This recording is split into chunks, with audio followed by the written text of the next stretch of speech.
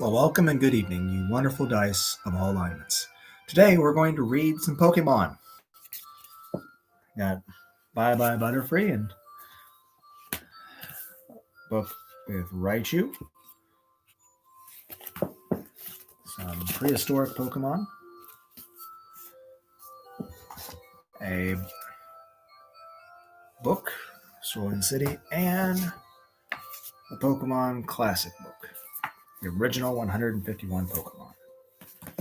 So, hopefully the other angle for the book should be better.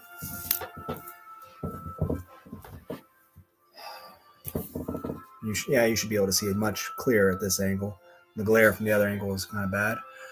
But yeah, we're going to read some Pokemon books. Maybe in the future I might actually have a screen of the words and be reading it, but I'm going to read some actual physical books here. Pokemon, Bye Bye Butterfree. Bye Bye Butterfree. One sunny day, Ash, Misty, and Brock made their way to a new city and a new gym. They paused at a cliff ledge to look out at the sea. Hey, what are those? Asked Ash, pointing up at the sky. They look like butterfree, said Misty. This is the season when butterfree find mates, said Brock. Then they fly across the sea to lay their eggs. Ash gulped and said, You mean my butterfree would go too? If you don't let it cross the sea, it will never have babies, Brock replied. Ash and his friends decided to rent a hot air balloon to get close to the butterfree, as many of the other butterfree trainers were doing. Soon, the friends were quickly floating in the air, quickly going higher and higher. Hold on, guys, said Brock. Wow, said Ash, what have you? Look, said Misty, all the butterfree are pairing off. Any time now, Ash, hinted Brock. Right, said Ash, as he threw the Pokeball. Butterfree, go! Butterfree emerged from the ball and looked at Ash curiously. Go out there and find your mate, coaxed Ash. Good luck, Butterfree, called Misty. As Ash and his friends held their breath, Butterfree looked around at all the other Butterfree. Then it finally flew over to the one that was still by itself. Butterfree found someone it likes, said Ash happily. Yeah, it's love at first sight. That pink one, said Brock. Butterfree fluttered and danced around the pink Butterfree, but the pink Butterfree wanted nothing to do with poor Butterfree. Butterfree, called Ash, have confidence in yourself. Show it your whirlwind attack. Butterfree showed off its strength, but the pink Butterfree was still not impressed. Pika, Pika, said Pikachu sadly. As they all wondered how to help Butterfree, they noticed a helicopter speeding toward the Butterfree swarm. It had a big red R on the door. Ash realized that the helicopter belonged to Team Rocket. Out from the bottom of the helicopter came a giant net. It began to scoop up hundreds of Butterfree. Stop, cried Brock, over the noise of the helicopter propellers. You're going to disrupt their whole egg-laying season. Can't you see these Butterfree are in love? Shouted Misty. Jessie, James, and Meowth only laughed. We're in love too, little girl, said Jessie, with all these pretty little Pokemon. Those Butterfree are free no more, said James. Butterfree flew quickly over to the net. The pink Butterfree had been caught. It looked at the Butterfree sadly through the net. Butterfree did a brave tackle attack on the Team Rocket chopper. That pathetic little insect thinks it can stop us, said Jessie. Butterfree, stun spore, now, called Ash. Butterfree flew above the helicopter and tried to shower down its stun spore, but the revolving blades just blew it away from the chopper.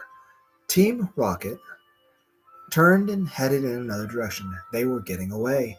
Butterfree followed the chopper as fast as it could. Eventually, Ash and his friends found Butterfree waiting for them. Butterfree led them down to a deep canyon, where in the warehouse Team Rocket had hidden their stolen Butterfrees. What a great catch, said James as he looked at the net stuffed with Butterfree. Just then, Team Rocket heard some glass breaking. Hey, somebody's busting in, cried Meowth. Who is it? Who's there? Cried Jessie. Ash and his friends broke through the window. Prepare for trouble, announced Ash. And you can make it triples, added Misty. We're defending the beauty of truth and love. Butterfree, go! Cried Ash, hurling the Pokeball. Starmie, tackle attack, ordered Misty, and the battle for the Butterfree began. As the pink Butterfree watched hopefully, Butterfree attacked the net again and again, but it wasn't able to tear it. Finally, summoning all his strength, Butterfree hit it one more time and tore a big hole through the net. The Butterfree were free at last. Take this, cried Jessie. Swinging at Starmie, she managed to stun Starmie. But Misty easily revived Starmie of water, and soon Starmie was ready to battle. Meanwhile, Brock opened the door to the warehouse. Hurry up, fly away, he cried, as the Butterfree quickly escaped. Team Rocket was determined to get back to the Butterfree. They managed to get back into their helicopter, and it didn't take them long to catch up to the Butterfree swarm. Ash, Pikachu, Misty, and Brock rushed back to their hot air balloon and took off in the air after Team Rocket. Now it was Pikachu's turn to help the Butterfree. Pikachu hopped on Butterfree's back, and together they flew over to the Team Rocket helicopter. Brave little Pikachu jumped off the Butterfree's back and landed on the chopper. Team Rocket gasped in fear. It's going to shock us! It's going to shock us! They cried. With Pikachu's powerful Thunder Shock attack, Team Rocket was soon blasting off again. Goodbye. Did I miss a page? I feel like I missed a page. Yes, I did. Now the pink Butterfree was dancing for Butterfree. All right, said Ash. Good for you, Butterfree. But inside, Ash felt sad. He knew that it was time for the Butterfree to leave him and fly across the ocean with the pink Butterfree. Ash knelt down to talk to Butterfree, who was also feeling sad. Don't worry, Butterfree, Ash said softly. I'll just tell all the other Pokemon you're on a trip, and that you'll come back someday. Goodbye, Butterfree. As the two Butterfree took off together in the sky, Ash thought all about the wonderful times he had with Butterfree as they traveled from town to town. Goodbye, Butterfree. Always remember you. Thank you for everything, called Ash, as the Butterfree disappeared into the sunset. Brock put his hand on Ash's shoulder. Ash, you raised Butterfree to have a lot of courage, he said, and I think you just proved that you have lots of courage too. Good friendships last forever, even though friends don't always stay together. Helping Butterfree to grow, Ash just may have also grown himself. The end. Next, we have Pokemon the Electric Showdown, featuring Raichu. Pika! The Electric Showdown. Vermilion City. One day, after being lost for 2 whole weeks, Ash, Misty, and Brock finally reached the beautiful Vermilion City. I can't wait to take a bubble bath, exclaimed Misty. I have to hit the laundromat, said Brock. But Ash had other plans and announced, I'm going to find the Vermilion City gym right now. Just then, Pikachu sat down on the ground. It was so hungry that it couldn't walk another step. That's when everyone realized how hungry they were, too. So with Pikachu in Ash's arms, they headed straight to the Pokemon Center for a big meal. Just as the friends arrived at the Pokemon Center, a wounded Rattata was rushed in on a stretcher. That's the 15th Pokemon brought in this month, remarked Joy, the Pokemon Center nurse. They've all lost that Lieutenant Surge, the Vermilion gym leader. Pikachu didn't like the sound of that. Pika, pika. That was not. Pika. Pika. Pika, pika. Pika, pika. Pika, pika. Pika, pika. I'll have to work at that. Don't be scared, Pikachu, said Ash. You won't end up that way because you'll win. But Pikachu wasn't so sure. After everyone had eaten and rested, they made their way to the Vermilion City gym. Hello, called Ash as he opened the door. Hello? I've come for a Pokemon battle to earn a Thunder Badge. A man came to the door and looked at Ash. Hey, boss, he sneered. Here's another victim for the emergency room. Lieutenant Surge appeared. Humph! Which one? He asked. Ash, Misty, and Brock gasped. Lieutenant Surge was huge. How could Ash possibly win against him? Lieutenant Surge laughed when he saw Pikachu was trying to hide behind Ash's legs. What? A Pikachu? Look at this. Baby brought along a baby Pokemon. Quit it, said Ash. My name's Ash Ketchum, not Baby. Why are you making fun of my Pikachu? I'll show you, said Surge. Go, Pokeball! Surge hurled the Pokeball, and out came a large creature. It's a Raichu, said Ash, taking out his Pokedex. Raichu, said the mechanical voice of Dexter. A mouse Pokemon of the electric element. Raichu is the evolved form of Pikachu, and it can shock with more than 100,000 volts. Pikachu growled at Raichu. There's no way we're going to quit now, announced Ash, hiding how nervous he was. Pikachu was nervous too, but he was just as determined as Ash. What could a baby like Pikachu do? Sneered Surge. If you want a Pokemon master, you should make your Pokemon evolve as soon as you catch it. There's more to raising Pokemon than forcing it to evolve, and I like this Pikachu just the way it is, said Ash. Wrong, baby. Electric Pokemon are only useful once they've learned all their different electrical attacks.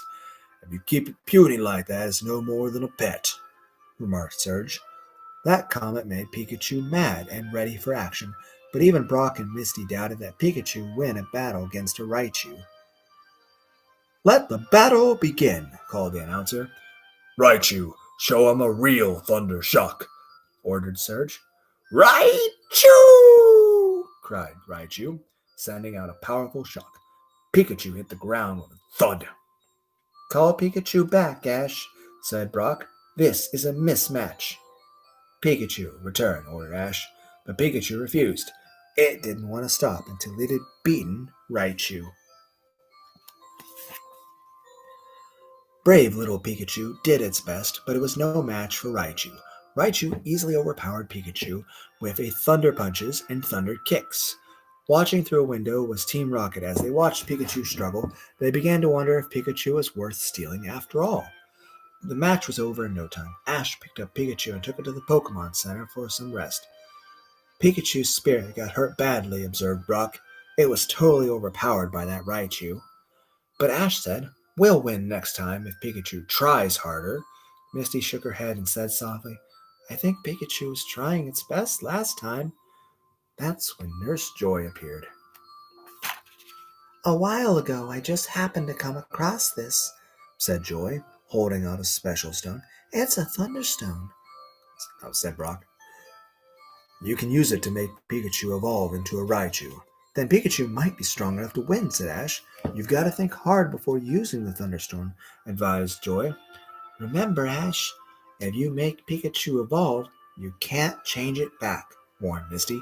Pikachu would never be the same, added Brock, and turned to Pikachu and said quietly, Pikachu, if you become Raichu, I might be able to win, but to make you evolve just to fight, I would be just as bad as Surge.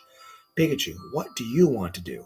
I don't want to force you to evolve if you'd rather stay the way you are now. Everyone looked at Pikachu as it lay in bed. What would Pikachu decide? Meanwhile, Team Rocket spied on the group from the waiting room. Ash is letting Pikachu decide, whispered Jessie. They watched as Pikachu stood up and kicked the Thunderstone out of Ash's hand. Meowth translated Pikachu's words. It's so brave, said Meowth. Pikachu won't change. Pikachu says as if it's going to get Raichu, it wants to do just as it is. It's going to fight in the name of all Pikachu. Ash and Pikachu vowed to beat Raichu together. They realized with Brock's help that Raichu did have weaknesses from evolving too soon, so they planned a good strategy with that in mind. After Pikachu had a long rest, Ash and his friends took it back to the gym and had a rematch with Surge and Raichu. Team Rocket was there too, spying from the outside again. Use the strategy we planned, right, Pikachu? You can do it, coached Ash. Go, Raichu, called Surge. Raichu shocked Pikachu and lashed at it with its electric tail. Then, Raichu delivered a body slam on Pikachu, but when Raichu tried another body slam, Pikachu was ready. Like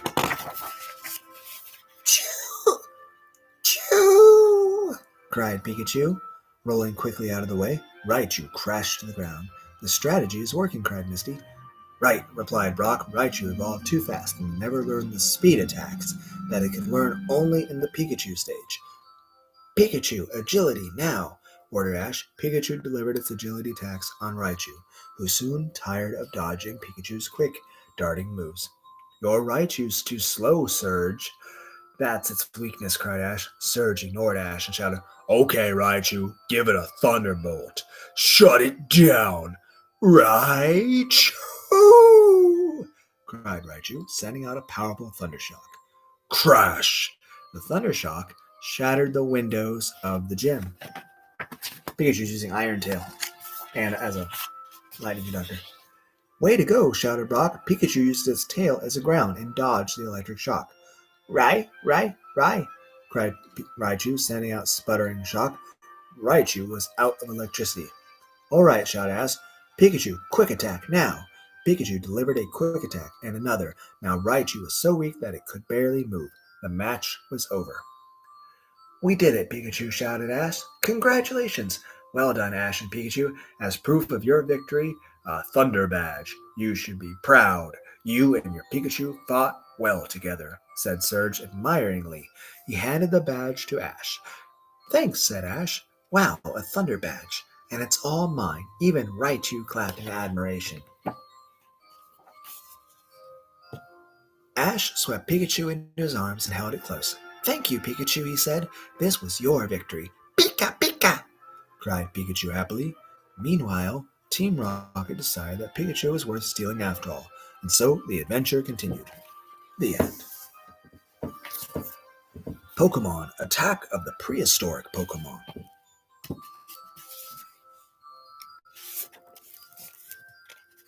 This one didn't seem to have very good lighting with it. I don't know. One day, Ash, Pikachu, Misty, and Brock found themselves in the beautiful Grandpa Canyon. They were about to discover this natural wonder held an ancient secret. The friends weren't alone. Hundreds of people were heading into the canyon. I wonder what everyone's doing with those picks and shovels, said Ash. The friends soon found out that a great fossil rush was on.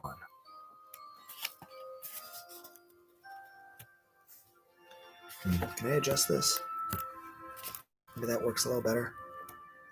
Why is the lighting so bad for this book? Can I move this a little? Is that better? I think that's a little bit better.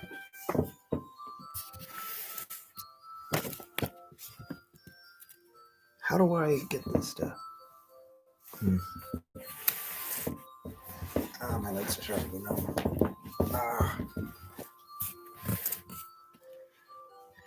Wow, said Ash. Look at all those people digging. I feel like this book is very hard to see in this light. Why is that? I think it's just the brown color of the dirt. Brock didn't seem impressed. All these people are digging, but nobody's found any fossils yet, he remarked. I wonder if this great fossil rush is for real. Sure it is, said Ash, who secretly wished he was digging, too. Meanwhile, not far from Ash and his friends, Meowth had better waiting for the rest of Team Rocket to show up. You're late, the cat said to Jesse and James. Did you two clowns plant the dynamite yet? We'll blast Grandpa Canyon smithereens and scoop out all those Poke fossils, said James.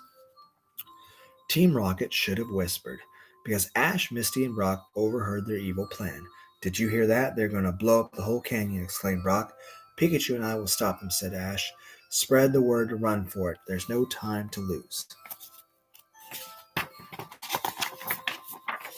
Yeah, I think it's just the brown color of the canyon in that light. Well, I guess let me readjust that. It's that pest again, said James. Always messing up our plans, added Jesse. But this time you're too late, said Meowth. The fuse is already lit. Ash knew it was now or never. Gotta stop, he said. Quickly, pulling out the Pokeball. Squirtle, he called. I choose you. There's no time to lose. Squirtle, squirt out that fuse. You can do it, Squirtle, coached Ash as his Pokemon squirted water at the flame. But Team Rocket wasn't about to give up so easily. Arbok, go, cried Jesse, wheezing. Ordered James. Keep that fuse lit. Team Rocket's Wheezing and Arbok chased Ash and Squirrel down to the canyon. Someone tripped, and soon everyone was rolling together, pell-mell, faster and faster in the canyon.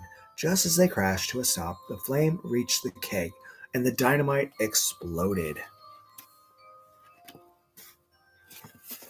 The entire group fell down and down through a deep hole created by the explosion.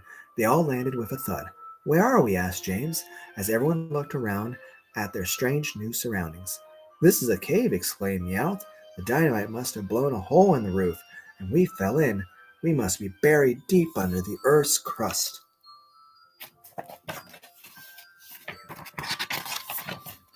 Yeah, the dark pages seem to show up a little better. "If you hadn't tried to put out that fuse, we never would have fallen down here," Jesse yelled at Ash. "Hey," shouted Ash, "you're the crooks who planted all that dynamite up there." That's when Meowth pointed upward to show that the roof of the cave was blocked. They were trapped. "Chew, pee," said Pikachu. The group turned to see lots of glowing red eyes. Slowly, some fierce-looking primitive creatures revealed themselves. Ash's hand shook as he pulled out his Pokédex for information. "Ammonite, Omastar, Kabuto, Kabutops," reported the mechanical voice of Dexter. "It is believed these Pokemon became extinct tens of thousands of years ago. None of these Pokemon have ever been seen alive." "They look like they just woke up," observed Jesse. "Maybe these Pokemon weren't fossilized, they were just sleeping. The dynamite must have woken them up after thousands of years." Suddenly, the ancient Pokemon ran away. Meanwhile, above ground, Misty and Brock were frantic. They sent Officer Jenny to get help. "Hang on, Ash," cried Misty, and she and Brock, Squirtle, and Geodude pulled rocks away from the opening.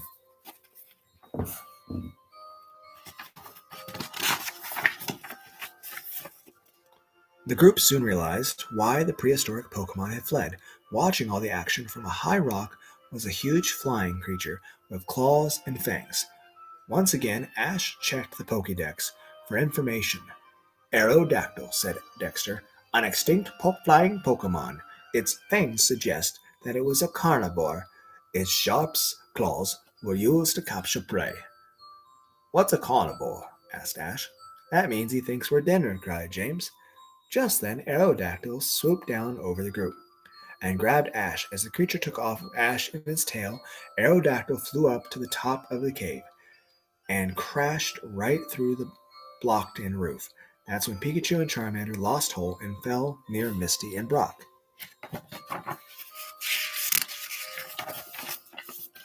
Aerodactyl landed on a rock. It kept Ash in its big claws. "Somebody get me down from here," called Ash to his friends below.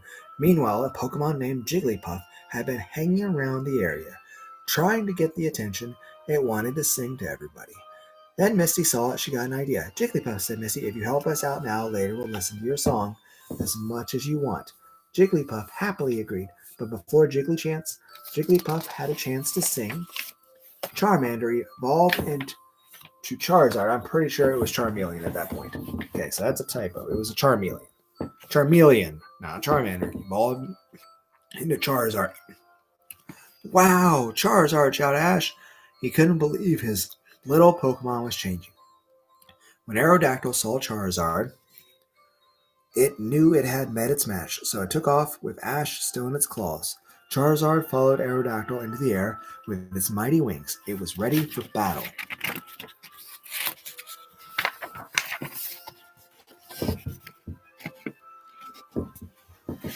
As Charizard chased Aerodactyl, it breathed a ball of fire on the prehistoric Pokemon. The flame came dangerously close to Ash. During the air battle, Misty turned to Jigglypuff and said, "Please, Jigglypuff, sing your slumber song now." Jigglypuff sang its hypnotic slumber song, which made everyone, including Aerodactyl, very sleepy. Aerodactyl yawned and then fell asleep midair. Its claws loosed their grip on Ash, who began to fall, but Charizard flew over to catch him and then placed him gently on the ground near a strange-looking object. Meanwhile, Aerodactyl plunged down through the opening to the cave and landed in a chasm. Team Rocket was still down there, hoping to not become extinct. All the diggers began to wake up, wondering if what they had seen had just been a dream. Jigglypuff and Charizard really saved the day this time, said Ash, as he and his friends left the site. They left with a souvenir of the adventures, a mysterious egg. What was inside? Only time would tell. That egg became Togepi. Oh, next we have Pokemon Splashdown in Cerulean City. Got a Pokérap here. Splashdown, Cerulean City. A map of the area. Misty's secret. Hurry up, Misty, Ash, Ketchum called out. I'll never become a Pokemon master at this rate. We've got to move fast if we want to keep up with the other Pokemon trainers. You can move as fast as you want, Ash, his friend Misty replied, but it takes more than speed to become a Pokemon master. Ash spun around, his dark eyes flashed angrily. What do you mean by that? He asked. You know exactly what I mean, Misty snapped. Brock stepped between Ash and Misty. Stop all this arguing, Brock said. Neither of you will learn how to take care of your Pokemon properly if you're always fighting. Ash and Misty glared at each other. Without speaking a word, Brock looked at them both sternly. The three friends were on a journey together, a journey to capture and train Pokemon, creatures with amazing powers. 10-year-old Ash was a Pokemon trainer. He had started the journey with Pikachu, a bright yellow Pokemon that looked like a mouse. Pikachu had awesome electric powers. At first, Ash and Pikachu didn't get along, but now they were good friends. Then Ash and Pikachu met Misty. This red-haired Pokemon trainer was on her first journey when she bumped into them. At first, Ash and Misty didn't get along, and they still didn't sometimes. Finally, they met Brock, a gym leader from Pewter City. Brock left his gym to learn how to become a great Pokemon breeder because Brock was a teenager and more experienced than Ash and Misty. He often gave them advice and helped them solve their problems. Like today, it seemed like Ash and Misty were always fighting. She started it, Ash protested. Misty rolled her eyes. That's so typical, Ash. Brock sighed. Can we go now? Ash pushed his red cap over his eyes. Fine with me. I should be busy catching Pokemon right now. He turned around and headed back down to the dirt path. Pikachu followed at his heels. Brock looked at Misty. Fine with me, too, she said. Brock turned and walked away. But Misty lagged behind. Ash thinks he's so great, Misty muttered. She kicked at the dirt with her sneaker. Ash is always talking about how he's going to be the world's greatest Pokemon master, Misty thought. He acts like he's the only Pokemon trainer in the world, but I'm a trainer too. Misty thought about all the water Pokemon she had raised so carefully, like Staryu, the mysterious water Pokemon that looked like a five-pointed starfish, and Starmie, the evolved form of Staryu. Starmie was bigger than Staryu, with 10 points instead of 5. It could take a lot more damage in battle than Staryu, and Staryu's jewel was even more amazing than the one that glittered in the center of Starmie's body. It's not easy to raise a Staryu and Starmie, Misty thought. I bet Ash couldn't do it. Misty looked up at Ash, but he wasn't there. Oh no, Misty cried. Ash, Brock, and Pikachu were already way ahead of her. Misty ran down the trail. Her heavy knapsack bounced on her back. Wait for me! Misty cried.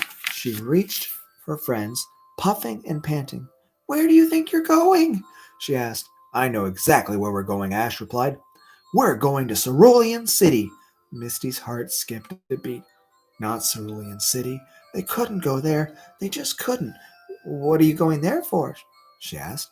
Well, it's none of your business, but I'm going there to get a badge, Ash said. If I battle the gym leader there and win, I'll earn a badge.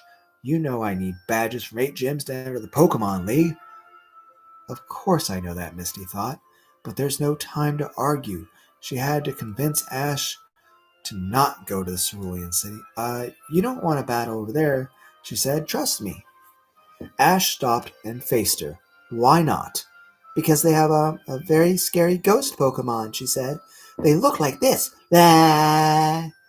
Misty stuck out her tongue and tried to make a scary face, but Ash just laughed. Ha ha ha! Nice face, Misty. Ha ha! He said. He turned to Brock and Pikachu. Let's get going. Misty ran in front of Ash and blocked his way. How about the Vermilion City? It's right there over the water. There are lots of Pokemon there, and we're going to Cerulean City, Ash insisted. I've got to get that badge. It makes sense to me, Brock said. Ash gave Misty a triumphant look. Then, let's go already. Misty sighed as Ash, Brock, and Pikachu headed down the trail to Cerulean City. Once we get there, they'll find out my secret, Misty thought. And then what will I do? While Misty and her friends walked to Cerulean City, three other Pokemon trainers were already there and causing trouble. It was Team Rocket, of course. Jesse, James, and their Pokemon Meowth were a trio of Pokemon thieves. If they saw a chance to steal a Pokemon, they'd take it. And now they had a plan. The three free thieves broke into a warehouse. A large metal machine loomed in front of them. A giant vacuum, Jesse said. It's perfect. And there's a giant hose, James said. He pointed to a big tube that looked wide enough to fit a person inside.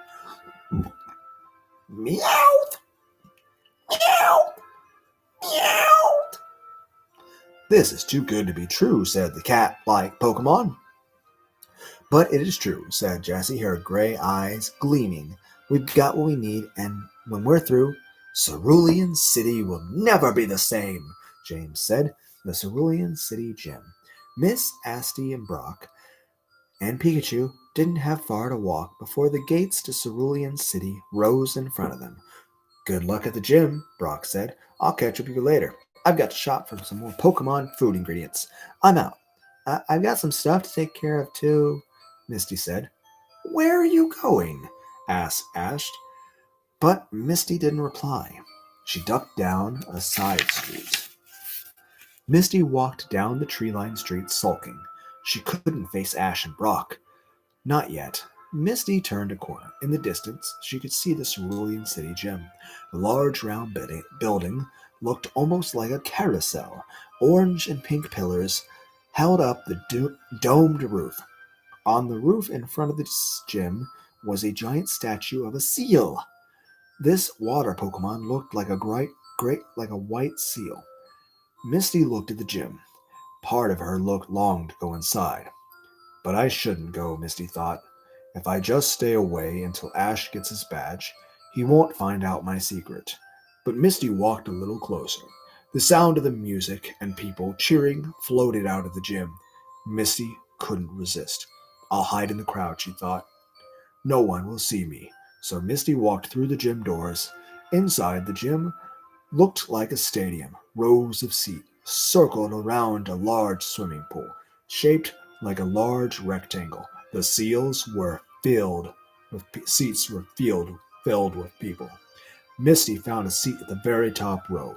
Then the gym lights dimmed. An announcer's voice blared over the loudspeakers. Ladies and gentlemen, please welcome the stars of the show, the sensational Cerulean City Synchronized Swimming Sisters. A spotlight shone on the diving board high above the pool. 3 teenage girls in bathing suits stood on the board. They all looked sort of alike, but one had blue hair, and one had pink hair, and the third had blonde hair. Give a cheer for the Violet, Lily, and Daisy, the announcer cried.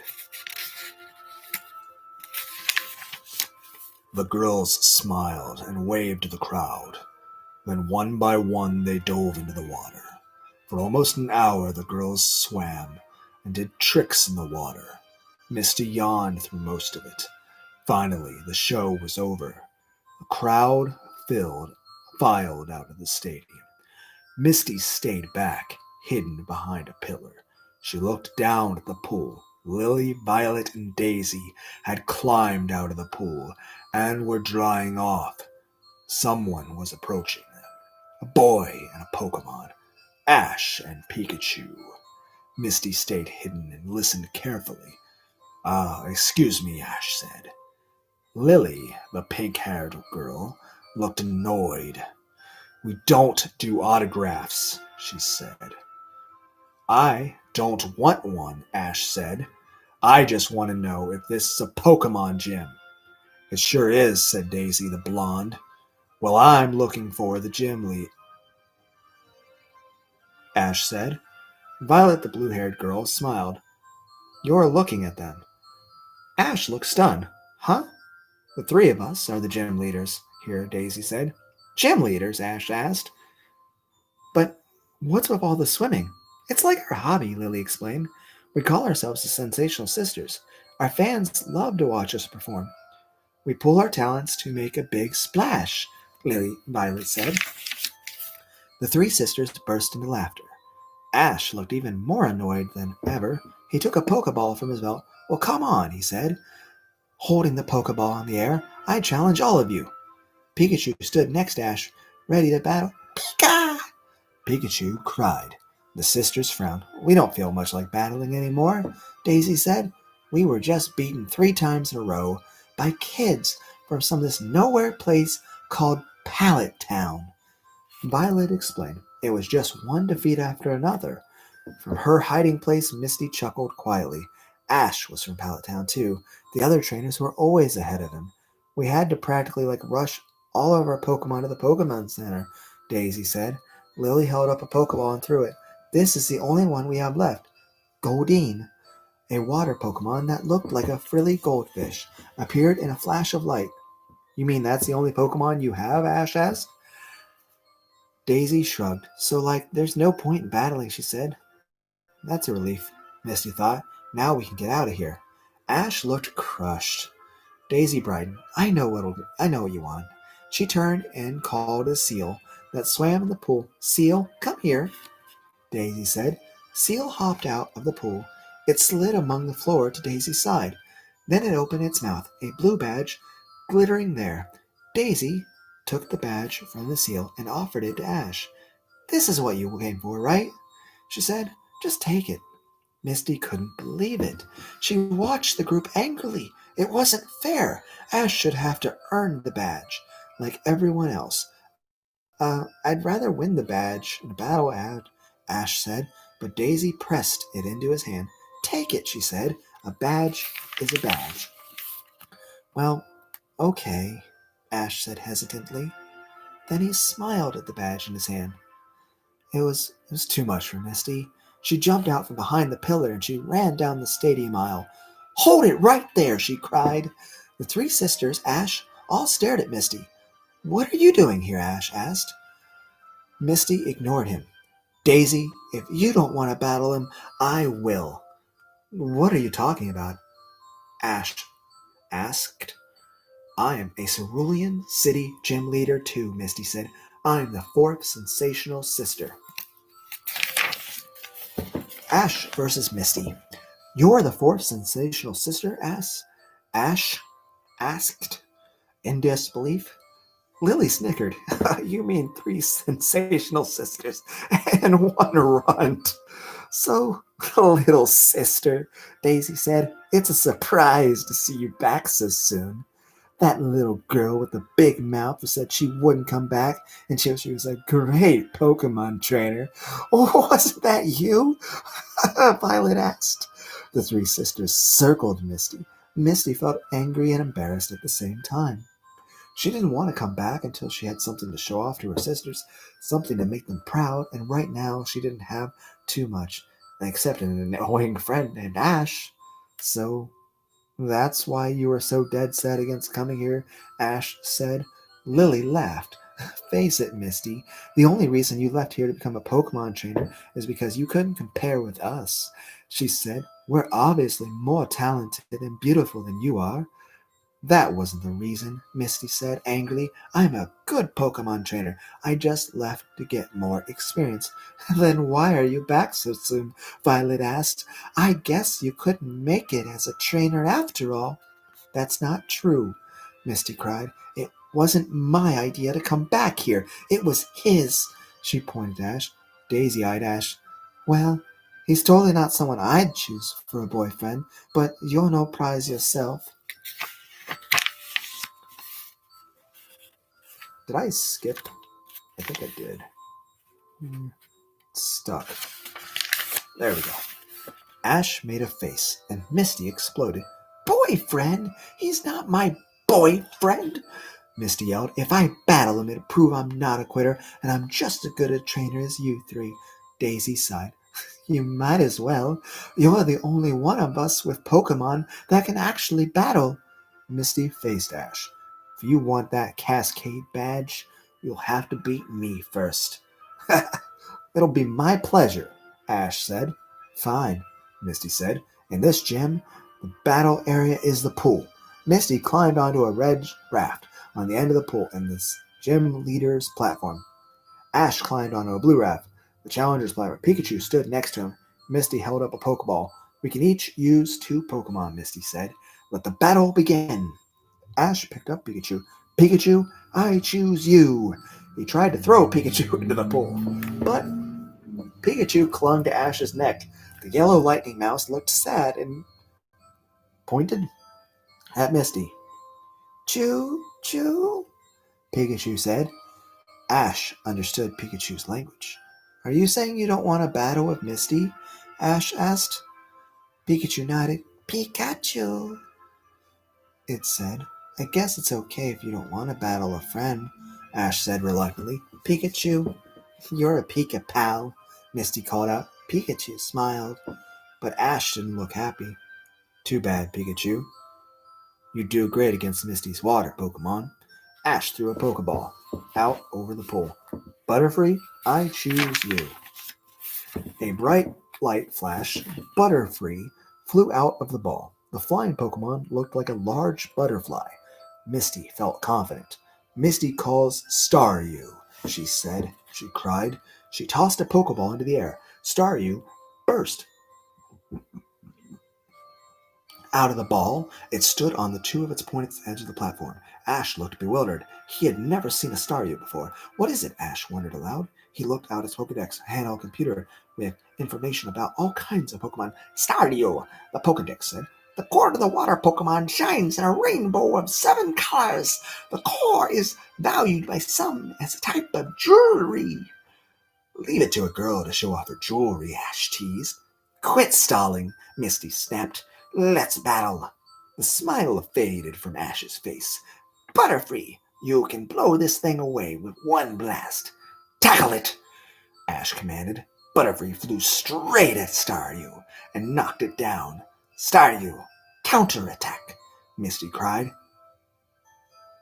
Staryu jumped up. It began to spin around, and then it took off into the air, like a flying machine. Staryu aimed right at Butterfree. Butterfree, dodge, Ash ordered.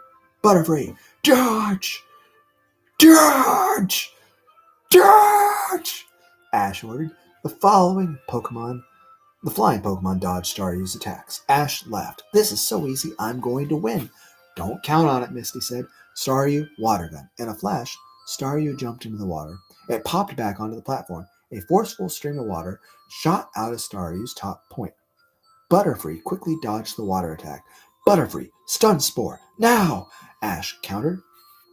Butterfree flapped its wings. Shimmering yellow particles poured from its body. They floated through the air and covered Staryu. Oh no! Misty cried. Staryu looks like it's in real pain. How can you tell? Ash asked. It doesn't even have a face. Because I'm sensitive to others' feelings, that's how, Misty snapped. Staryu, wash it off! Staryu quickly jumped into the pool and dove deep into the water. When it jumped back out, the stun spores were gone. Ash wasn't discouraged. Butterfree, sleep powder, he cried. Butterfree slapped its wings. And this time, silver particles filled the air. But Staryu was ready. It jumped into the water before the powder could hit it. Then suddenly, without warning, Staryu jumped out of the pool. It crashed into Butterfree. The flying Pokemon fell into the pool. It helplessly flapped its wings in the water. Misty cheered. Staryu had done it. Butterfree couldn't battle anymore. From the battle of the sidelines, Misty's sisters watched the battle. Misty's like totally awesome, Daisy remarked in disbelief. Lily shrugged. Well, we 3 got the good looks in the family. I guess she had to get some talent. Ash looked angry. He threw another Pokeball. Pidgeotto, I choose you, he yelled. Misty thought fast. Pidgeotto was a flying Pokemon too. It looked like a bird, but Pidgeotto was a little bit more powerful than Butterfree. She knew what to do. Staryu returned. She called. She threw a Pokeball in there. Misty calls Starmie. Ash grimaced at the sight of the stronger Pokemon. Pidgeotto whirlwinded away. He commanded. Pidgeotto furiously flapped its wings.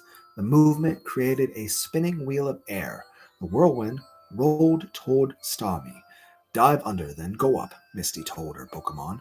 Starmie jumped into the pool, just in time. It popped up again a few seconds later, aimed right for Pidgeotto. Strike back with wing attack, Ash asked Order Pikachu. Pidgeotto used one of the powerful wings to knock down Starmie. Before Starmie could hit it, the water Pokemon plunged into the pool. Starmie leaped out of the water again, but once again, Pidgeotto knocked it back into the pool. Now use Gust to blow it away, Ash cried. Starmie jumped up into the air. Pidgeotto flapped its wings. A forceful gust of wind pushed Starmie through the air. Starmie crashed into the gym doors, and then it sank to the floor. Misty gasped. The jewel in Starmie's center usually glowed with a red light, but the light was fading. Starmie's energy was about to run out, she cried. This was terrible. If Starmie lost energy, Ash would win the battle, and her sisters would never respect her. Come on, Starmie, Misty called out. You can do it. Then a strange noise made her spin around. It sounded like stone cracking. Misty looked. One of the gym walls was cracking. The wall began to crumble before Misty's eyes. Suddenly, a large machine crashed through the wall. It was a large silver machine with a big hose attached to it, and riding on the machine was Team Rocket, Jessie, James, and Meowth. Like, who invited the party crashers? Daisy asked. Jessie sneered. Sorry to break it in on you, ladies, she began. James finished the threat. But we've got some water Pokemon to steal. Water Pokemon have an advantage in the water, James said. But if we steal that water away, said Jessie, the Pokemon are ours for the taking, Meowth finished. With that, the cat-like Pokemon flipped a switch on the giant machine. Misty watched, stunned as a giant tube emerged from the machine.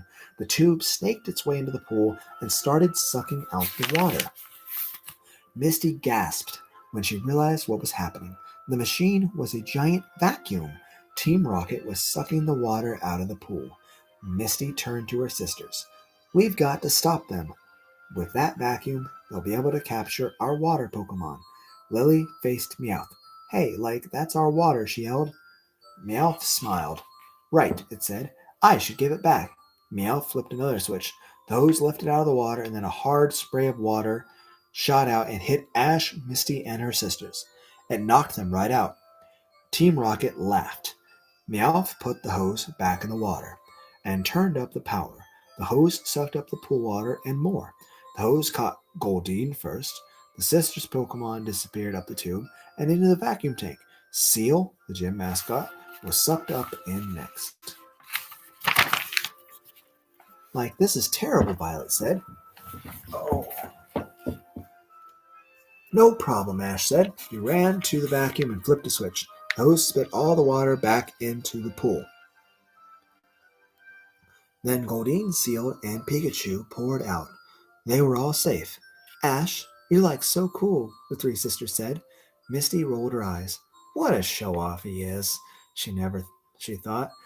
She turned to Ash. Hey, we never got to finish our match, she said. Yeah, and I was just about to win, Ash said. What do you mean? Misty asked angrily. Violet stepped between them. You could say that your match had to be postponed, due to drain. At least nobody lost, Lily added. But I wanted to win, Misty protested, and I wanted to get the Cascade badge. Ash said. He looked down at his sneakers. I guess I'll never get it now. Daisy smiled. Wrong. We're giving the badge to you, she said. She handed the blue badge. Misty couldn't believe it. How come he gets the badge? He didn't win, she said. Pikachu was the one that totally saved us all, Daisy said. If Ash had used Pikachu from the start, there's no way your water Pokemon could have won. Misty sighed. Deep down, she knew her sisters were probably right. But she wanted to win that match so badly to prove that she was a great Pokemon trainer. Lily noticed her frown. Misty, keep trying to be a Pokemon trainer. You might as well be good at something. After all, you'll never be stars like us. Keep that up and you'll be seeing stars, Misty threatened. She wished her sisters would quit picking on her. Chill out, Violet said. You know we love you, said Daisy. Yeah, Misty replied. She knew her big sisters loved her, but would they ever respect her? The Princess Festival. After Ash earned his Cascade badge, the friends continued their Pokemon journey. Misty made a vow to become a great Pokemon trainer, someone her sisters would look up to. She tried to catch and train as many new Pokemon as she could. She caught Horsey, a water Pokemon that looked like a blue seahorse. She found Psyduck, a water Pokemon that looked like a yellow duck. At first, Misty thought she had made a big mistake when she caught Psyduck. The Pokemon was weak in battle and usually ended up making a mess of Misty's strategies. Then Misty discovered that Psyduck had an amazing psychic attack called Confusion. If Psyduck caught a headache, it could use a Confusion attack to make its opponent confused and dizzy. That attack earned Psyduck a victory almost every time. Misty was also taking care of Togepi, a rare Pokemon that hatched from an egg Ash had found. When Togepi hatched, Misty was the first person that saw, and the little Pokemon bonded with her. Togepi's head, arms, and legs stuck out of the shell. Misty usually carried the Pokemon in her arms or in her knapsack. Thanks to all of her new Pokemon, Misty was in pretty good mood, and when she, Ash, Brock, and Pikachu stumbled upon the Princess Festival, she was even more thrilled. This is great, Misty said, as they walked down a busy street. I love the Princess Festival. The street was crowded with girls and women of all ages. The shops along the street were packed. Music filled the air, and fireworks sparkled in the daylight sky. Of course you love the Princess Festival, Ash complained. You're a girl. Girls get tons of free food and stuff, and discounts at all the stores. But us guys get nothing. It's not fair. Misty grinned. The Princess Festival was great, but seeing Ash jealous was a bonus. It's only one day a year, Ash, Misty said. Can't you stand it just for one day? Ash kicked the pavement. I don't know. Maybe Brock and I will go to somewhere else today. Right, Brock? Brock didn't answer. He was too busy staring at a pretty girl who walked by. Brock, Brock, Brock, Brock, Brock! Did you hear me? Ash asked. Brock didn't take his eyes off the girl. I love the Princess Festival, he said in a voice like a zombie. Oh, Ash sighed. I guess we'll stay with you. Great, Misty said. Let's go shopping. Misty pushed her way through the crowd. A few doors down, she saw a sign that read, Big Sale Today. A crowd of people filled the entrance to the store. Misty squeezed inside. Clothes were piled in huge heaps on the sales table. Misty saw a cool blue shirt sticking out from one of the piles. She reached out and grabbed it. Someone else grabbed it too. It was Jessie from Team Rocket. Not you again, Misty said. Let go of it, you little twerp, Jessie said. You let go, Misty protested. I saw it first. Jessie glared at Misty. I know how we can settle this. Let's have a battle to decide. Fine with me, Misty said. She dropped the shirt and took out a Pokeball from her knapsack. Jessie dropped the shirt and picked up a Pokeball too. Another girl walked by and grabbed the shirt. Hey, Misty and Jessie cried. Then a voice in the loudspeaker filled the air. Attention, Princess Festival shoppers, the announcer. In just a few minutes in our auditorium, we will be holding the main event of this year's Princess Festival, the Queen of the Princess Festival contest. The crowd went silent. Everyone wanted to hear about the contest. The prize for the contest winner will be a beautiful one-of-a-kind collection of Pokemon Princess dolls, the announcer said. Princess dolls? Misty and Jessie said together. The two girls looked at each other. Say, kid, Jessie said, why don't we use the contest to resolve our little dispute? And the winner gets to keep the doll collection, Misty asked. Jessie nodded. Then it's settled, Misty said. We'll both enter the contest, but I'll be the one to win. Princess versus Princess. Misty and Jessie rushed to the contest headquarters. As soon as they signed up, they were whisked away into dressing rooms. Several women fussed over Misty. They brushed out her ponytails so her red hair gleamed on her shoulders. They gave her a fancy kimono to wear, a long silk robe decorated with flowers and butterflies. Then they whisked her to an open air stage. Misty lined up with the other contestants. Jessie stood next to her. She was dressed up in a kimono as well. Misty looked out at the crowd. She couldn't believe she was actually in the contest. It was all happening so fast. Misty spotted Ash, Pikachu, and Brock in the crowd. She waved. Ash's face lit up in surprise. He didn't recognize her. A man in a suit walked out onto the stage. He was the MC, or announcer. "We have quite the competition this year," said the MC. "This winner of our contest must be poised as a jinx. Sit as a serenely Sit as serenely as a Jigglypuff and possess the grace and charm of an Oddish." The crowd applauded. "I shouldn't have any problem winning this," Misty thought, whispered to Jessie. "Oh, I'm sure you'll win the contest, little girl," Jessie said sincerely. "That is, if they have a Pee-wee division." Misty wanted to stick out her tongue, but she kept still. She didn't want to ruin her chances with the judges. The MC continued, "And now, let's take a look at the special prize they'll be competing for." He waved his arm, and a curtain lifted next to him. Behind him, the curtain was set a bunch of dolls. Pikachu, Clefairy, Squirtle, Bulbasaur, Charmander, Jinx, Jigglypuff, Chansey, Poliwhirl, and Slowbro dolls were all dressed up in fancy clothes. Yeah, you can see Pikachu and Clefairy, Squirtle, Bulbasaur, Charmander, Jinx, Jigglypuff. I think it's Clefable, Poliwhirl, and Slowbro. That's pretty cool. "There's no other set like it in the world," said the MC. "It's unique, it's antique, it's a beautiful, handmade, custom crafted, one of a kind luxury Pokemon Princess doll set. Batteries not included." "Pokemon Princess dolls," Misty thought breathlessly. "Only one set in the world," Jessie said. The girls stared at each other. Jessie sneered. "You're sure putting a lot of effort into a concert you're going to lose, aren't you?" she asked. "We'll see who loses," Misty said. The MC interrupted them. "Now, would all the contestants please prepare their Pokeballs?" "You mean you want us to battle?" Misty asked. "This isn't just a beauty contest?" asked Jessie. "Oh, no," replied the MC. "The festival contest winner also has to be a skilled Pokemon trainer."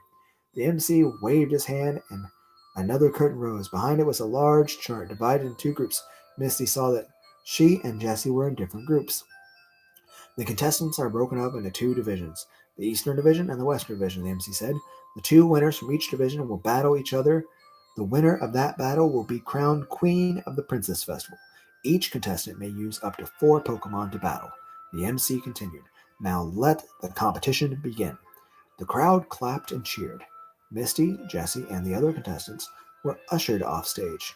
Misty quickly changed into her own clothes and put her hair back in its ponytail. Then she ran out to meet Ash, Brock, and Pikachu. "Please, guys," she said when she saw them, "I need to borrow your Pokemon, just for the contest. My water Pokemon are strong, but I need different types of Pokemon if I'm going to win this." "That's true," Brock said. "It's important to have a balance of Pokemon types." "Right," Ash agreed. "But our Pokemon won't just listen to any trainer, you know." "If you tell them to obey all my instructions, they will," Misty pleaded. "Please, say yes." Ash hesitated, but Pikachu smiled. The yellow Pokemon jumped into Misty's arms and hugged her. Aw, it's cute. "Pikachu." I feel like I'm skipping a page. There we go. "Thanks, Pikachu," Misty said. Ash shook his head. "You must really want to beat Jessie." Misty paused. "I'm doing it for the doll set." "The doll set?" Ash asked. "You're an only child. You wouldn't understand," Misty began. "But when you're the youngest of 4 sisters, having something that belongs to you, only you, is important. My sisters all had their own princess dolls," Misty continued. "All I ever got was their broken old hand-me-downs. But now I'll win my very own set of Pokemon princess dolls, and show my sisters that I'm just as good as they are," Misty added silently. Brock shrugged. "It must be a girl thing. Or maybe it's just a Misty thing," Ash cracked. Misty glared at him. "Calm down," Brock said. "We'll help. You can borrow our Pokemon, so you'll have a strong, well-balanced team." "Yeah." Ash said reluctantly. We'll help. The three friends walked over to a park bench and began to plan Misty's strategy. Soon, Misty's team of Pokemon stood before her. Pikachu is an electric type, Misty said, looking at the group of Pokemon. Ash's Bulbasaur is a grass type. Brock's Vulpix is a fire type. And with my Starmie as a water type, how can I lose? She turned to Brock and Ash. Thanks for your help, guys. Ash knelt down and talked to Pikachu and Bulbasaur. You two do whatever Misty tells you to do. Now go out there and win. You too, Vulpix, Brock added. He petted the fire Pokemon, which looked like a fox. Thanks, all of you, Misty said. Now I'm ready to battle. Soon, Misty stood in the Princess Festival Stadium, facing her first opponent. The brown-haired girl looked like she was Misty's age. She stood before Misty with a determined look on her face. A bell rang. The girl threw a Pokeball into the air. Go, Kingler!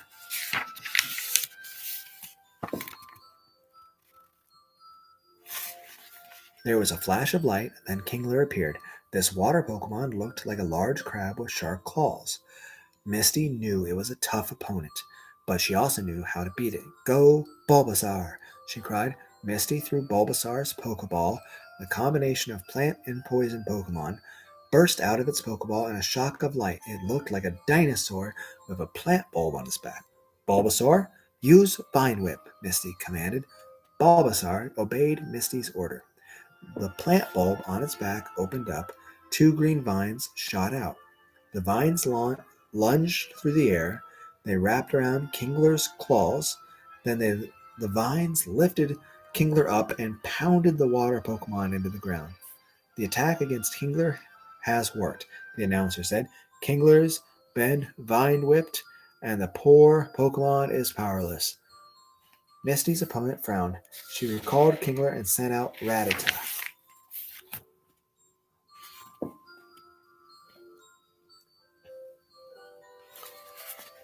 Rattata looked like a rat with sharp claws and teeth. It charged at Bulbasaur. Razor Leaf, Misty cried. Sharp leaves flew from Bulbasaur's plant bulb. The leaves attacked Rattata. The normal Pokemon couldn't fight them off and quickly fainted. 2 down, 2 to go. Misty's opponent sent out a Cubone. Next, this strange Pokemon wore a mask of bone and carried a club. Bulbasaur easily defeated Cubone with Vine Whip. Next, the other trainer called Pinsir, a powerful bug Pokemon, but Bulbasaur was better. Another Razor Leaf took out Pinsir in a flash.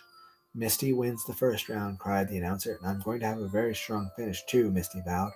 Misty went on to face the next opponent in her division, and the next. Thanks to Pikachu, Bulbasaur, Vulpix, and Starmie, Misty beat her opponents one by one. With a whole variety of Pokemon,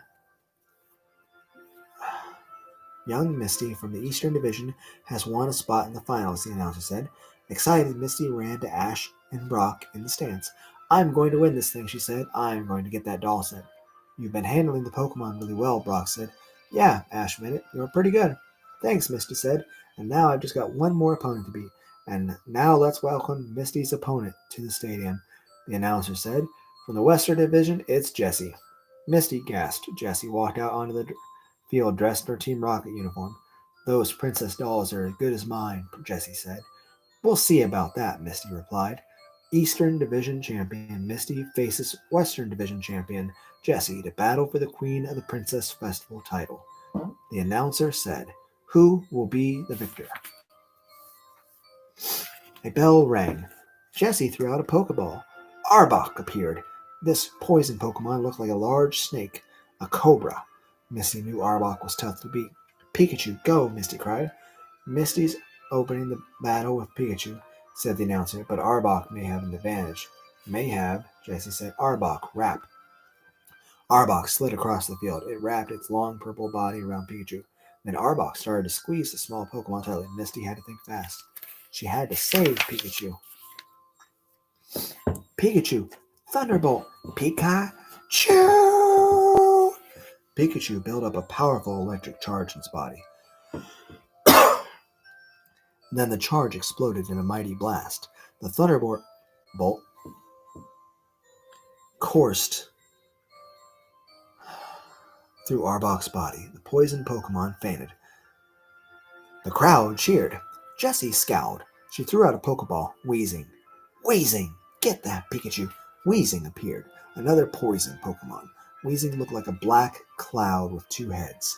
Wheezing floated through the air, ready to cover Pikachu with poison. Pikachu didn't get the chance. It hurled another electric attack at Wheezing. Wheezing fainted. The crowd cheered again. That was a lucky shot, Jessie said. She turned to Meowth. Get in there, Meowth. Meowth nodded, ran out in the field, and charged, Pikachu yelling, Meowth can handle anything. Pikachu countered with another blast of electricity. Except a thunder shock from a Pikachu, Meowth said dazed. The Pokemon fainted. Misty jumped up and down. She was going to win. It looks like this battle is over, said the announcer. Jessie was stunned. I can't believe it, she said. Meowth lifted its head up from the field. You still have one more Pokemon, Jess, it said weakly. Don't forget that Lickitung you caught to give to the boss. That's right, Jessie said. I have one Pokemon left. Jessie took out another Pokeball and tossed it. Lickitung, go, she cried. Misty stopped jumping up and down. The Lickitung sat on the field. The pink normal Pokemon was almost 4 feet tall. It looked like a kind of hippopotamus, but it had a huge tongue. In the stands, Ash looked up at the Pokemon in his Pokedex. Lickitung, the licking Pokemon, the Pokedex said. It uses a tongue that is more than twice the length of its body to battle, as well as to capture its food. Misty heard. Pikachu, be careful, and make sure the Pokemon doesn't give you a tongue lashing, she called out. Pikachu nodded. You can lick, Pikachu. Lickitung, Jessie said. Go. Pikachu, use your Thunderbolt, Misty commanded. Pikachu ran up to Lickitung. Sparks flew from Pikachu's cheeks.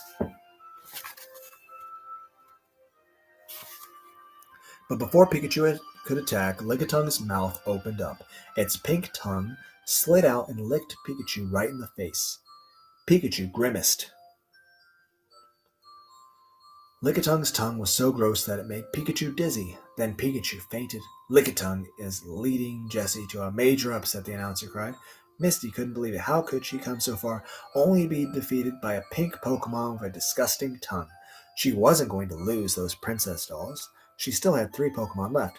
Misty, Ash called out, use Bulbasaur. Its Vine Whip can block Lickitung's tongue attack. Misty nodded. Right, Ash. Bulbasaur, go. Bulbasaur charged out onto the field. 2 vines lashed out of the plant bulb on his back, but Lickitung's tongue was quicker. The Pokemon's tongue shot out and wrapped around the vines, and then the tongue licked Bulbasaur, picked up the grass Pokemon, and threw it across the field. Bulbasaur was out. Misty tried to think what could stop Lickitung's tongue. Vulpix, go, she cried, and use your flamethrower. Vulpix ran out, ready to pummel Lickitung with a stream of flame, but once again Lickitung was quicker. It licked Vulpix before it could attack. Like Pikachu, Vulpix became dizzy. The fire Pokemon reeled back and forth and then fainted. Now it was Jessie's turn to jump up and down. That's James and Meowth cheering her on. James and Meowth cheered for her. This could be one of the greatest comebacks in Pokemon history, the announcer blared. Now Misty has only one Pokemon left to try to stop this Lickitung, or Jessie will be the queen of the Princess Festival. I refuse to lose, Misty said. So Starmie, it's up to you. Misty tossed out another Pokemon, but Starmie didn't burst from the ball. Instead, a Pokemon that looked like a yellow duck appeared. Psyduck, Misty groaned. Not Psyduck. Oh, she hung her head. There's no way I can win now, she thought. There's no way. I might as well just give up. Jessie laughed. It's kind of disappointing to beat such a pathetic Pokemon, she said. But a win's a win. Lickitung, slurp that Psyduck and let's get going. Lickitung gave Psyduck a wet, sticky lick with its tongue. Psyduck didn't seem to notice. This is incredible, the announcer said.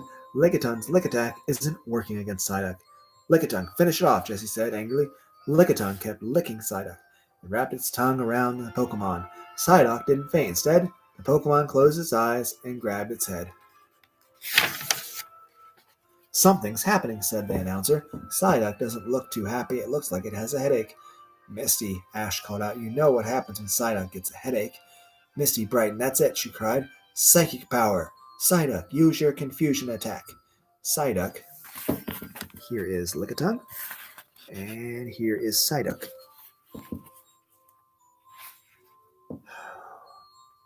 Confusion attack. Psyduck opened its eyes and stared at Lickitung. Lickitung began to glow with an eerie blue light. Its tongue snapped back into its mouth, and the force sent Lickitung rolling down the field like a bowling ball. Lickitung crashed into Jesse, James, and Meowth, sending Team Rocket flying out of the stadium. Looks like Team Rocket's blasting off again, they cried. It's over, Misty. It's over. Misty wins. Flawless victory. The announcer said excitedly, Misty is our new Princess Festival Queen. Misty hugged Psyduck, Pikachu, Bulbasaur, and Vulpix. Ash and Brock ran onto the field to congratulate her. Good job, Misty, Brock said.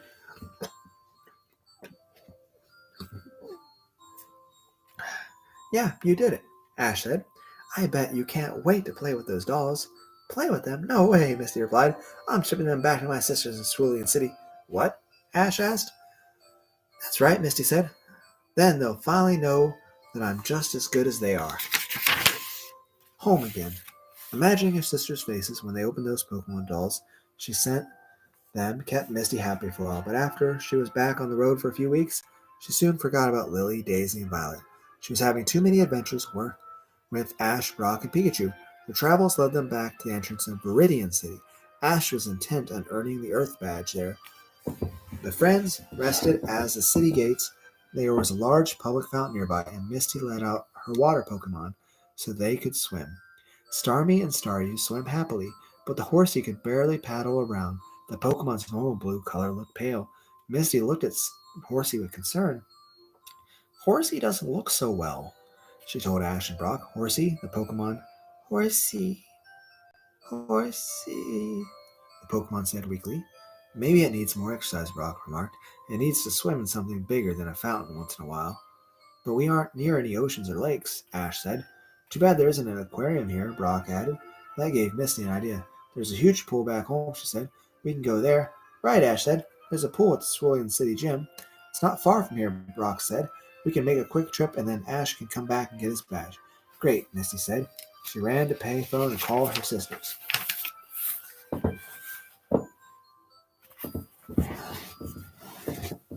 Misty was lost in thought as her friends walked down the road to Cerulean City. The last time Misty had gone back home, she had been afraid to see her sisters. Afraid they would think she was a loser, but not now. She was much more experienced as a Pokemon trainer this time, and since winning the Princess Festival, she had a lot more confidence. Who knows, Misty thought, maybe this visit will be fun. And besides, I can make sure my doll set arrived and show it off. Hey, look at that, Ash said. Misty looked up. A huge billboard loomed in front of the Cerulean City Gym. The billboard showed a painting of a red-haired mermaid swimming in the ocean. She was surrounded by water Pokemon. Come to the underwater ballet. Ash read, see a famous underwater star in her glorious return to Cerulean City. Cool, Misty said. I wonder who she is. It's funny, Ash said. She looks kind of like you. The friends walked into the gym. Violet, Lily, and Daisy were waiting for them. Misty's sisters ran up to her and hugged her. What took you so long? Violet asked. We were worried about you, Lily said. We're so glad you're here, added Daisy. Huh? Misty asked. She wasn't used to such a warm welcome. Hey, remember me? Ash asked. Sure, the sister said. And I'm Brock, Brock said, blushing, like he always did when he was around pretty girls. I can't wait to see your show. Has that famous underwater ballerina arrived yet? I'd love to meet her. Lily smiled. You already have. Misty, Brock, and Ash looked at one another confused. She just got here, Violet said. Daisy waved her arm at Misty, presenting Misty, the star of the underwater ballet, the magical mermaid. Misty stepped back, shocked. Me? The star? You have to help us, Lily pleaded. We're not pulling in the big crowds like we used to. We decided to try something new, Violet said. The ballet will be underwater, and a new star will help draw in the crowds. Disney said. We need you, Misty. Yeah, Lily said. Like when we found out you wanted those Pokemon dolls, we knew you could handle anything. Misty folded her arms. This is crazy. You should have asked me first. It's too late, Lily said. We already sold the tickets. Please, Misty, Violet said. Do it for the sake of the gym. Misty was silent. Give it a shot, Misty, Ash said. You can do it, Brock encouraged her. Misty sighed. How could she argue with 5 people? Okay, Misty said. I'll do it. Meet the new magical mermaid. Ladies and gentlemen, our underwater ballet, The Magical Mermaid, performed by the exciting and talented Cerulean City Sensational Sisters, is about to begin. Daisy's voice blared through the gym. Every seat in the stands was filled. The crowd clapped and cheered as the lights dimmed. A bright light shone onto the pool in the center of the gym. The pool began to rise from the ground, and the crowd gasped as the pool became a giant aquarium tank. Now, the audience could see everything underwater perfectly. A spotlight shone inside the tank to reveal a large group of water Pokemon. Seal reclined on a rock. Horsey swam around, looking happy and healthy. Starmie, Staryu danced in the water, their jewels shining brightly, and a school of Godines swam in circles, led by a Sea King, the evolved form of Goldeen.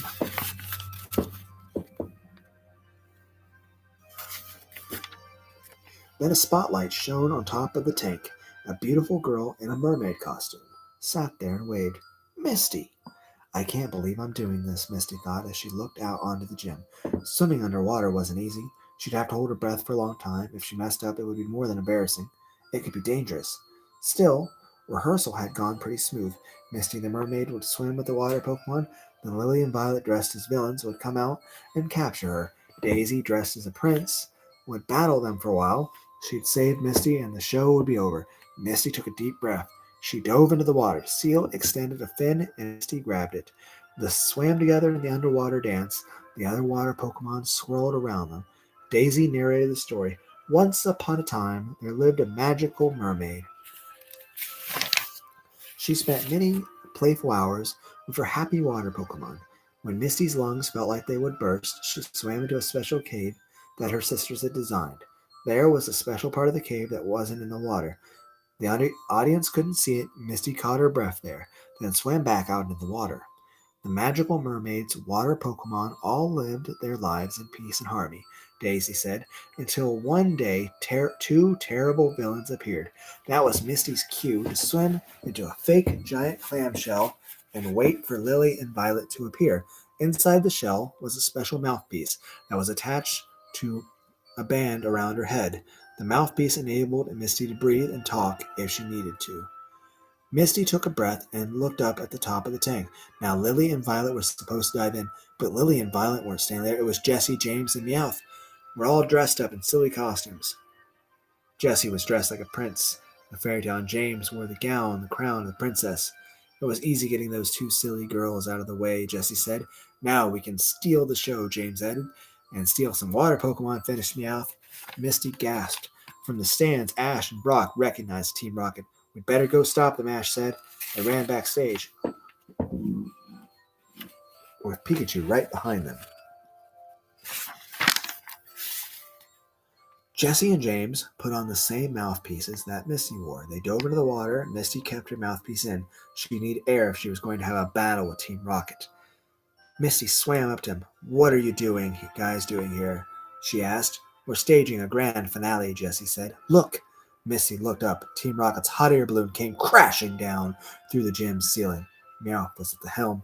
Bring up those water Pokemon, and we'll bring down the house, Meow said. The Pokemon lowered a large net into the water tank, and all the water Pokemon quickly got tangled in the net. Angry, Misty grabbed the edge of the net. You can't steal these Pokemon. Let go. Make like a clam and scram, James snapped. Jessie and James grabbed the net. They tried to pull it away from Misty. The crowd clapped. They didn't know it was real. They thought it was all part of the show. They thought the fight was part of the show. Daisy didn't know Misty was in trouble either. When it looked like all was lost, she announced, a charming and handsome prince arrived to save the day. Misty heard a loud splash and she looked up. Ash, Brock, and Pikachu swam into the tank. All 3 wore the special mouthpieces connected to air tanks. James scowled. It's those twerps again. We'll show them.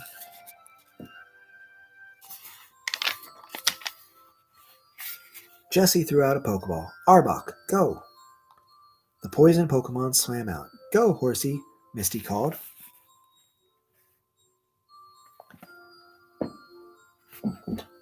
Arbok and Horsey charged each other.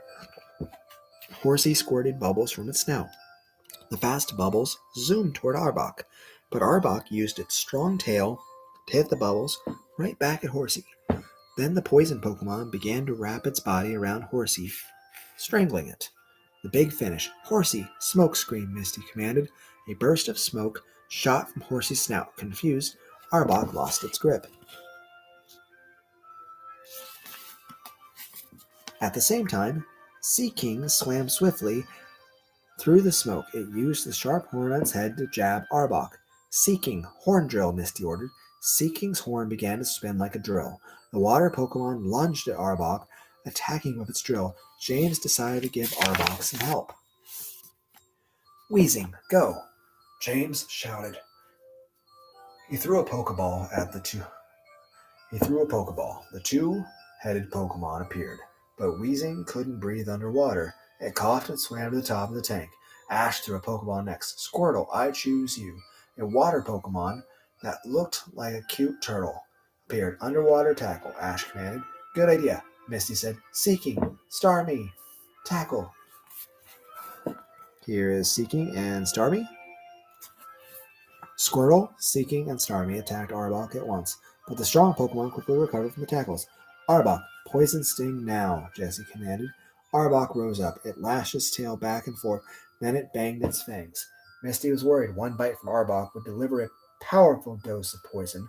No water Pokemon could defeat that, but before Arbok could take a bite out of any of them, Seal swam between them.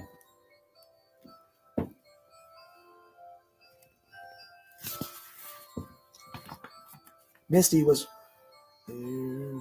James just laughed. That little baby actually thinks it can stop us. Finish it off, Arbok, Jesse said. Seal bravely swam in circles around Arbok, creating a whirlpool. Arbok grew dizzy. Good work, Seal, Misty shouted. Headbutt, now. Seal charged Arbok and rammed it into it with its horn on top of its head. Seal! Aurora beam, Misty commanded. Seal's horn began to spin. A rainbow-colored beam shone from its horn. The beam hit Arbok. Cha! The snake-like Pokemon cried. Arbok was weakened. Misty was so proud of the water Pokemon, the crowd roared. Then something strange happened to Seal. The Pokemon began to glow with light. The white light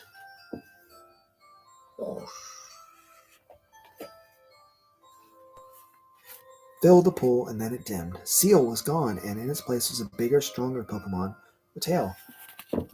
It's Dugong, cried Misty. Seal had evolved. The crowd went wild. Jessie was impatient. Okay, Arbok, she said. Get that Seal or Doodad or whatever it is. But before Arbok could attack, Dugong struck the poison Pokemon with its tail. Arbok flew into Team Rocket, knocking them over. Dugong, ice beam, Misty cried. Dugong sent out another beam from its horn on its head. The beam hit Arbok, Jessie, and James and trapped them in ice. Meowth quickly scooped up its frozen friends in the net hanging from the hot air balloon. Then the balloon flew away. It looks like the show's over for Team Rocket, cried Meowth. Misty, Ash, Brock, and Pikachu and the other Pokemon left the pool and stood on the edge of the tank. The audience cheered and clapped as they all took a bow. Backstage, Misty's sisters hugged her. Thanks to you, our shows are totally sold out for the next 6 months, Daisy said. Can you stay and play the mermaid, Violet asked. We'd really like it if you could. Misty looked at her sisters. It felt good to knowing that they wanted her to join them, but they didn't think she was a little pipsqueak anymore. Then she looked at Ash, Brock, and Pikachu, her best friends. If it weren't for her adventures with them, Misty never would have learned to be a good Pokemon trainer. Besides, catching Pokemon was a lot of fun, more fun than swimming around in a silly mermaid costume. I'm going to get back on the road, Misty said. Lily smiled. That's okay, Violet. Violet and I will take turns playing the mermaid, but we'll miss you. Misty hugged her sisters. I'll miss you too. Take good care of my princess dolls. I'll be back for them someday. We will, her sisters replied. So, what are we waiting for? Ash asked impatiently. Let's get going. I'll never become the world's greatest Pokemon master, standing around here all day. Give me a break, Misty snapped. I could stand around all day and still be a better trainer than you. Oh yeah, Ash faced Misty angrily. Hey, you two, Brock interrupted. Do you think you could stop fighting for just one day? I guess so, Ash said. Misty looked at Ash. She smiled. Sure, she said. She could manage not to argue with Ash today. After all, there was always tomorrow. The end. And before I read the Pokemon Classic Handbook, just remember that all of you are amazing and awesome, and that all of you are loved, and all of you are special. So always treat yourself right and read as many books as you can and respect one another, be nice to each other, and try to make as many friends as you can too. I wish all of you the best in life, and now we're going to check this out. The Pokemon Classic Collector's Handbook, the original 151 Pokemon. We got the main 4 Pokemon from the first season. I still say, technically, the first season, Ash, the very first season, all of the Indigo League's kind of considered 2 seasons, but I consider it 1. Orange Island League is probably the shortest season of all, but I still say that the Orange Island League is the best season in all of Pokemon.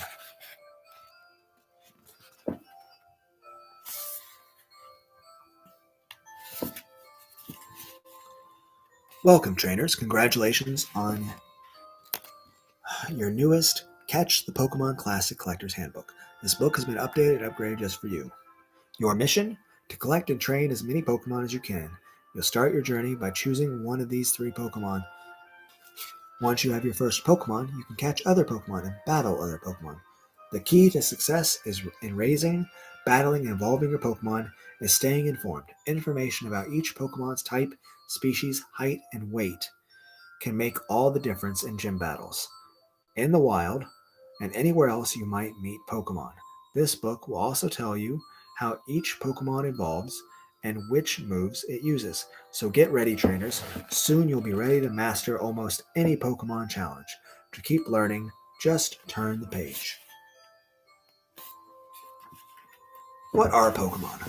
Pokemon are creatures that come in all shapes and sizes and personalities. Some live in oceans other than caves, old towers, rivers, or tall grass. Trainers can find, capture, train, trade, collect, and use Pokemon in battle against their rivals in the quest to become top Pokemon trainer.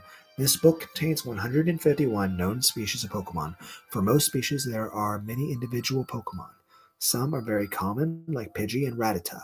You can find them almost anywhere. Others, like Articuno, are classified as legendary Pokemon and are extremely rare. Each individual Pokemon has its own personality. For example, there are a lot of Pikachu, but Ash is a very special one who travels with him on all adventures. A trainer's goal is to catch and befriend Pokemon in the wild, and then train them to battle one another. Pokemon do not get seriously hurt in battle. If they are defeated, they faint, and they return to their Pokeballs to rest and be healed. A trainer's job is to take good care of his or her Pokemon.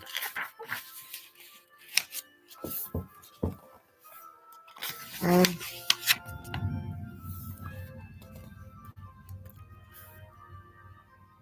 I wonder if I should read those parts. How to use this book. This book will provide the basic stats and facts that you need to know to start your Pokemon journey. Here's what you'll discover about each Pokemon. Their type. Each Pokemon has a type, and some even have 2. Pokemon with 2 types are called dual-type Pokemon. Every Pokemon type comes with an advantage and disadvantage. Your description is that knowledge is power. Pokemon trainers have to know their stuff. Find out everything you need to know about your Pokemon here. How to say it. When it comes to Pokemon pronunciation, it's easy to get tongue-tied. There are many Pokemon with unusual names, so we'll help you sound them out. Soon you'll be saying Pokemon names so perfectly you'll sound like a professor. Height and weight. How does each Pokemon measure up? Find out by checking out its height and weight stats. And remember, good things come in all shapes and sizes. It's up It's up to every trainer to work with his or her Pokemon and play up to its size.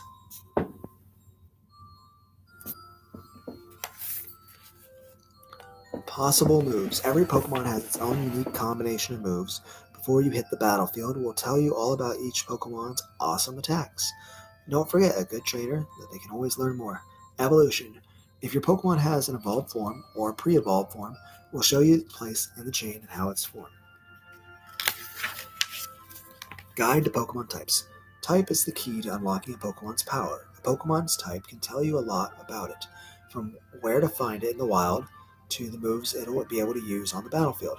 For example, a water-type Pokemon usually lives in lakes, oceans, and rivers and use moves like Bubble and Hydro Pump. A clever trainer should always consider the type when picking a Pokemon for a match, because type shows a Pokemon's strength and weaknesses. For example, a fire type may melt an ice type, but against a water type, it might find it's the one in hot water. And while a water type usually has the upper hand in a battle with a fire type, a water type would act like a sprinkler on a grass type Pokemon, but when that same grass type is battling a fire type, it just might get scorched. The different types, you have a bug type, dark type, dragon type, electric type, fairy type, fighting type, fire type, flying type, ghost type, grass type, ground type, ice type, normal type, poison type, psychic, steel, rock, and water. So that's 17 types right there. And here's this part of the book. I won't read too much more. I've already gone on for over an hour and a half.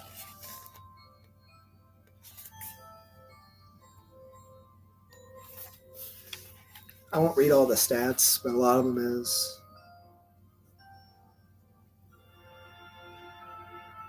it's got a little description. It's how to pronounce the name, how tall it is, height, imperial weight, metric weight, and possible moves and evolutions. I won't read all this, but if you guys ever actually want me to actually just read all the stats, I could. But I think I'll just go through and show each Pokemon. Here is Bulbasaur, Ivysaur, Venusaur,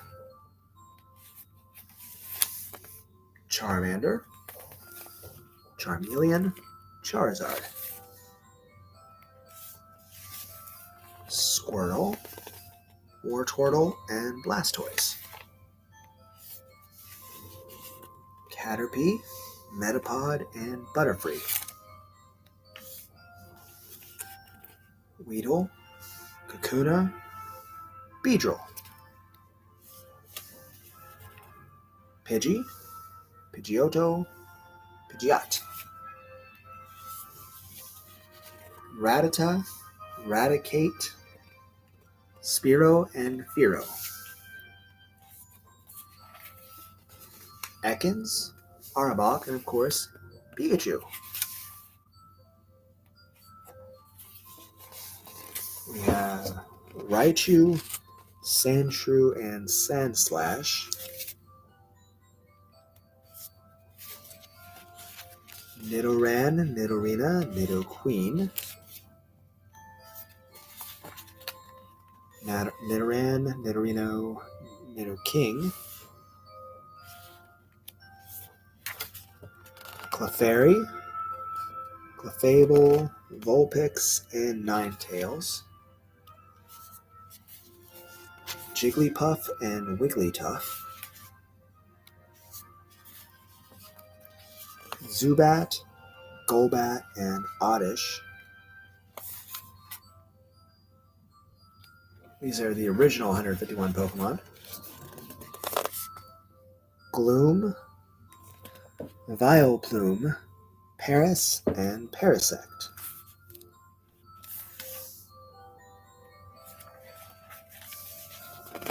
Venonat, Venomoth, Diglett, and Dugtrio, Meowth and Persian, Psyduck and Golduck,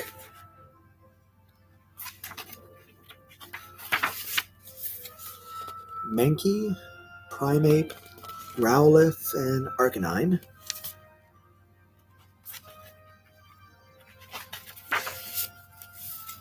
Poliwag, Poliwhirl, and Poliwrath,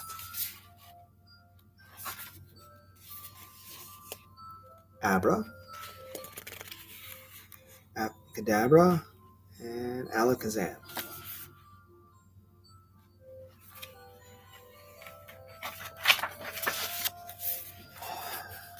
Machop, Machoke, and Machamp.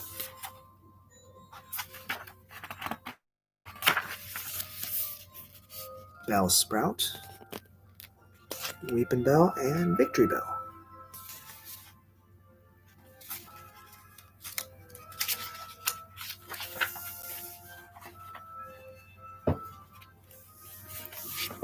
Geodude,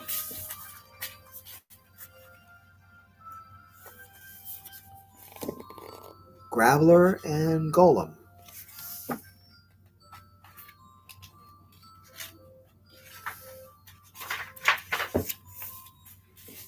Ponyta and Rapidash, Slowpoke and Slowbro,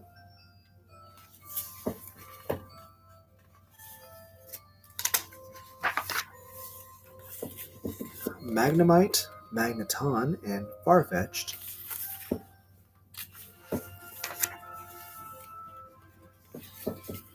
Doduo and Dodrio,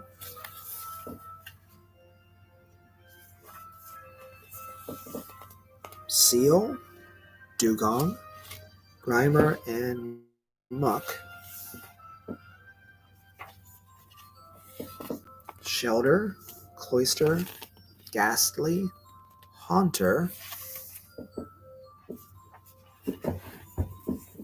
Gengar, Onix,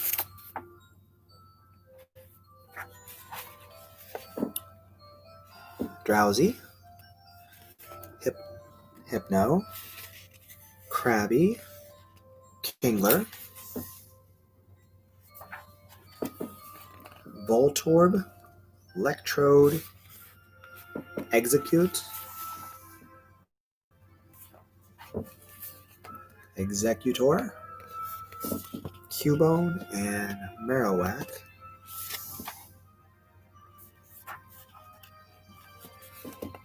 Hitmonlee, Hitmonchan, Lickitung,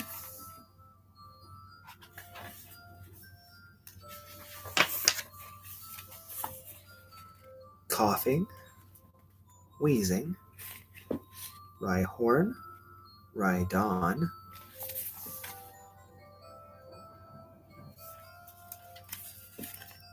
Chansey, Tangela,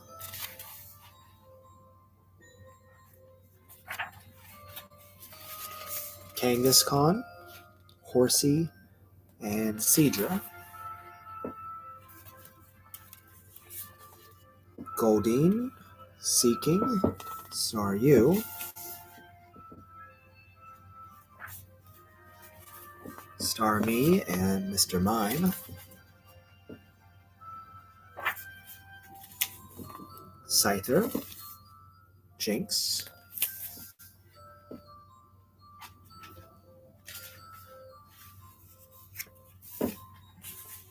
Electabuzz, Magmar, Pinsir, Tauros,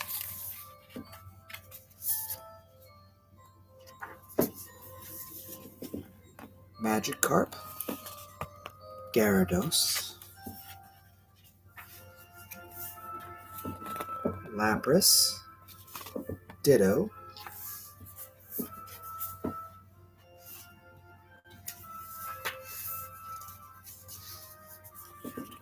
Jolteon, Flareon, I think I missed a couple. Yep. Eevee and Vaporeon, Porygon,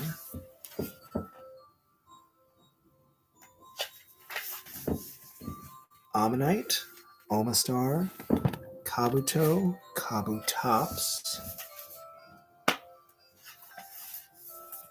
Aerodactyl, Snorlax,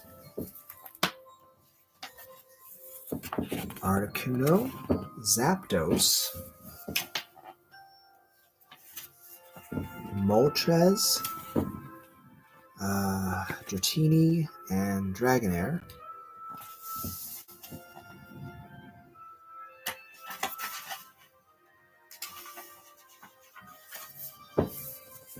Dragonite, Mewtwo,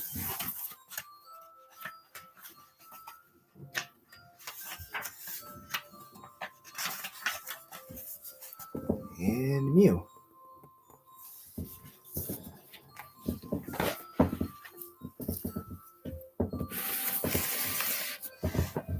Ow. Hope I can move this. Ow. Put this up here. Okay. Not sure how well this is going to work, but let's actually try to read those descriptions. I apologize if this is hard to see at all, but Pokemon Collector's Handbook.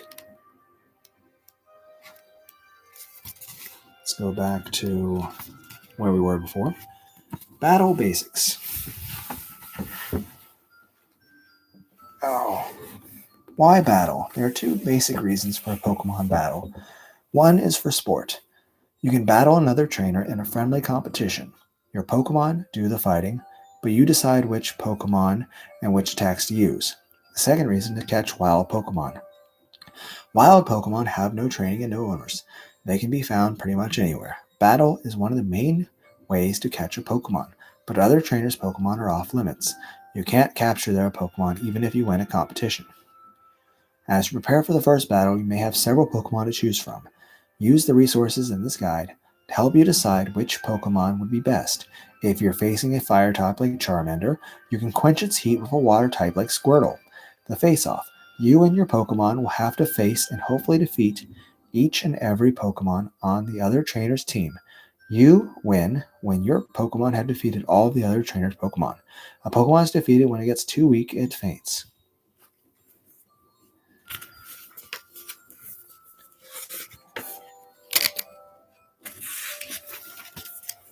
Bulbasaur.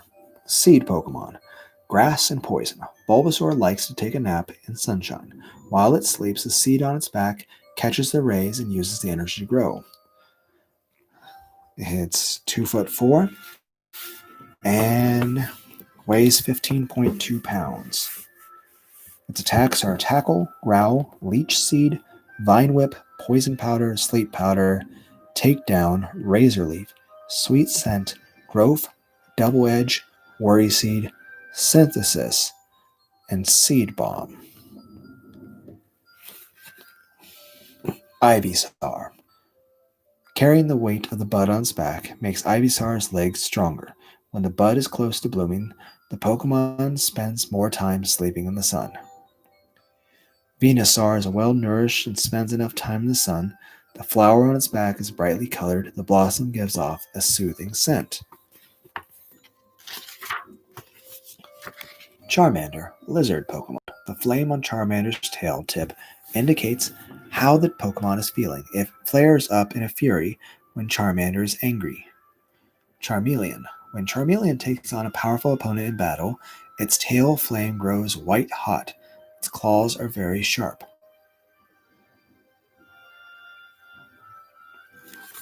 And these... Well, I think you guys know enough about Pokemon. I can go back through and actually read the actual stats in depth if you guys actually want, but I doubt you do. But either way, I hope everyone had a good day.